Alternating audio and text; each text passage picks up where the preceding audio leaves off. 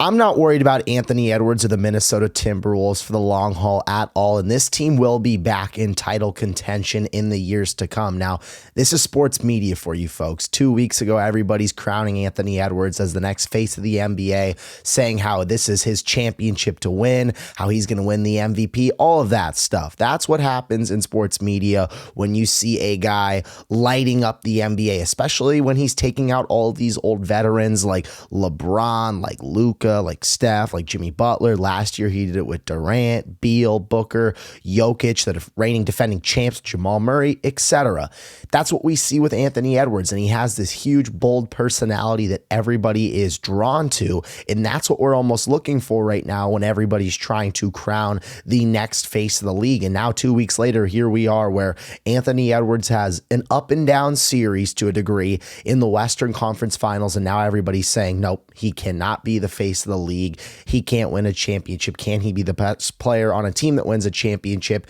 And I'm kind of just looking back from an outside perspective, and I'm like, chill out. Like, seriously, chill out with Anthony Edwards. This kid is still only 23 years old. He is still going to be one of the best players in the NBA. He can absolutely still be the face of the league. And it's crazy because the media was the one who started this narrative about him being the face of the league, and now they want to take it away from him.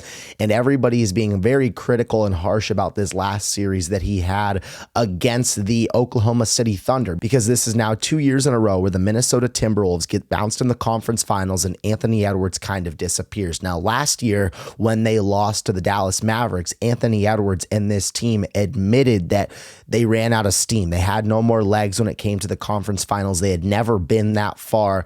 And you were like, okay, he's only 22 years old. Give him another year underneath his belt. They kind of switched up some things to the roster, but they really overperformed and overachieved the expectations that were given to this team. Because if you remember, nobody thought this team was going to be a contender this year because they were kind of retooling. Okay, we're going to get rid of Karl Anthony Towns. We're going to take on the Julius Randle contract, see what he can do for a year, because then we're not going to be kind of held hostage to this big contract from what Karl Anthony Towns has. Now they have Julius Randle. He's a free agent. They have some big time decisions to make regarding his future, but this was viewed as a retool year for the Minnesota Timberwolves, and they ended up back in the conference finals. First of all, this team has never been to back-to-back conference finals in franchise history, and Anthony Edwards has already led this team to that. Now people, of course, are hitting the panic button now that they lost, but the problem was this year, they just ran into an absolute buzzsaw. Like, let's call a spade here. Anthony Edwards is only 23 years old. SGA is a few years older, just won the MVP. This team is significantly better. The Oklahoma City Thunder are going to win the championship. I've been high on the Timberwolves all season long. I thought this team could make a deep run. This is a win of a season in a retool year, making it to the conference finals. Now, this is the question with Anthony Edwards. Everybody's saying that he had a bad series. I would disagree. I would honestly disagree with that. Like, Oklahoma City, with how they played him, the defenses that they were showing him, he was making a lot of the right plays. And I went back and watched a lot of the film from each of these games against the Thunder, and the defense they were playing on him was just unbelievable. It was double or triple teams whenever he would touch the paint. Every time there would be a high screen and roll, it would be multiple guys flashing at Anthony Edwards, forcing him to get rid of the ball. And the Timberwolves have a very talented team. They have a lot of shooters that can hit some big time shots and really contribute to this team. So when Anthony Edwards is receiving that double team, he's going to be able to pop it out to guys like Dante DiVincenzo, Nickeil Alexander-Walker, Naz Reid. Those three guys in specific had a very up and down series as well. So Anthony Edwards, to a certain degree, has to rely on those guys on the back end. So I'm not worried at all that he necessarily didn't have as many field goal attempts that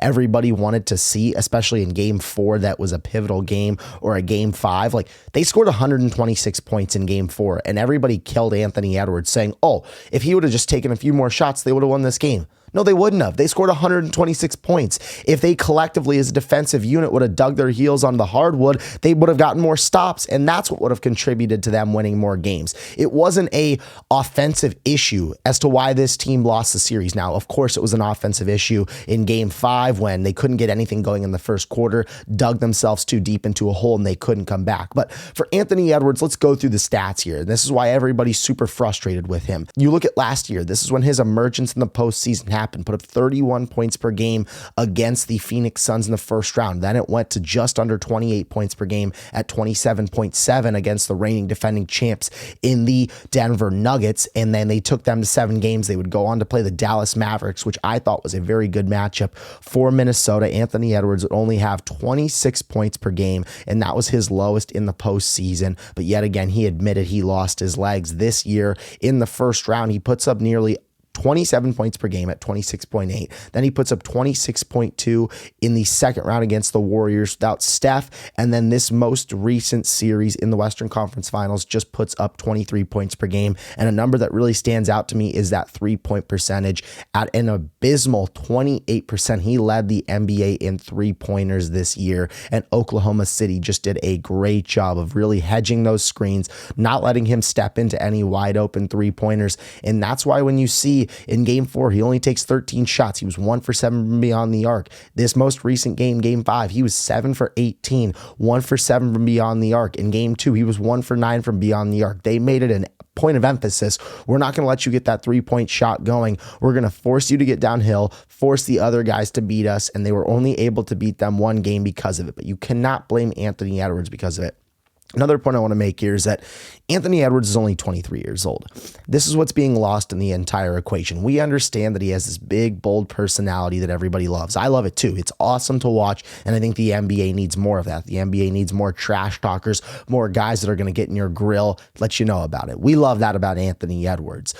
Also, we sometimes forget that he's only 23 years old because he backs up his talk so much. Let's not forget some of the great players of all time who have lost earlier on in their career, had to cut their teeth in the postseason before they could go on to win their first ever championships. Superstars don't win their first championships until their late 20s, early 30s. Michael Jordan, 28 years old when he won his first championship. LeBron James, 27 years old. Stephen Curry, 27 years old. This is what you're looking at here with some of the greatest players of all time. They don't win their first championships until they are later in their 20s. Jason Tatum, 25 years old. Anthony Edwards is only 23. He'll be just fine.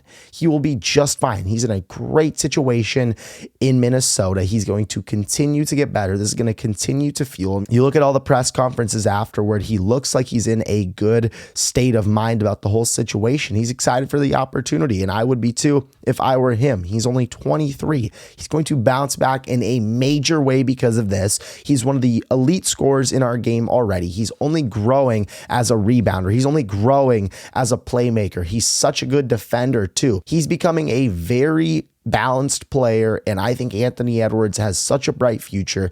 There's no need to switch up on a player like this. He can absolutely still be the face of the NBA. I don't want to push that onto him because he still have a lot of basketball left to be played, and I think there's some sort of element of winning that has to be involved with it, but who says he can't go win the championship next year? What if Minnesota goes out and gets Kevin Durant or makes some big-time moves, or Jaden McDaniels takes another step? This is a very young and talented roster. This Minnesota team will be just fine, and I expect them to be back in this position, if not better, next year. I'm Caden Kubler, and thank you guys for watching.